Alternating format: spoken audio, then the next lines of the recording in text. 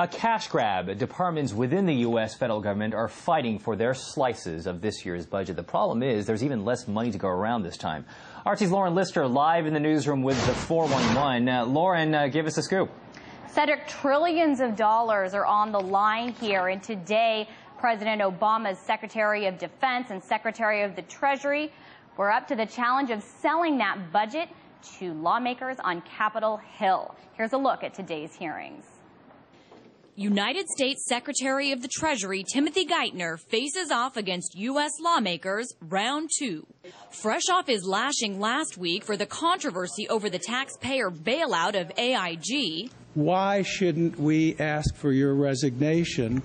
The economic leader may not be ready for interviews yet, but he is smiling again, and he's here to sell the president's $3.8 trillion budget.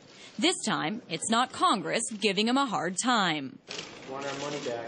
As Geithner talks about a new jobs bill and financial help for small businesses. But that's just a line that they keep feeding us. Protesters aside, he finds a kinder, gentler crowd. Appropriately, the budget focuses on job creation. I just want to start by welcoming the very constructive tone. Down the hall as the Secretary of Defense proposes a bigger budget for the military, despite a freeze on some other spending. Aside from a few protests, he doesn't take much heat either.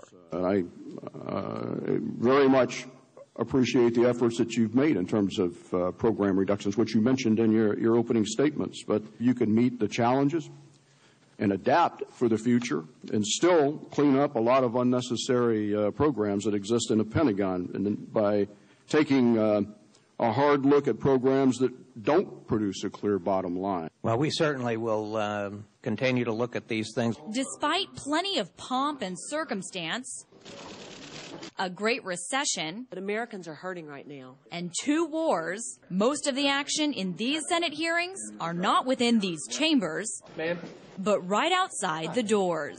They told us that we weren't allowed to hold up any signs, even if it wasn't blocking anybody's view. The chairman found it disturbing. I guess they don't like the public input. And while President Obama's secretaries defend his budget here on Capitol Hill to lawmakers, you don't hear them talk much about the $1.56 trillion deficit the budget would produce, or how they'd have to borrow a third of every dollar they spend next year.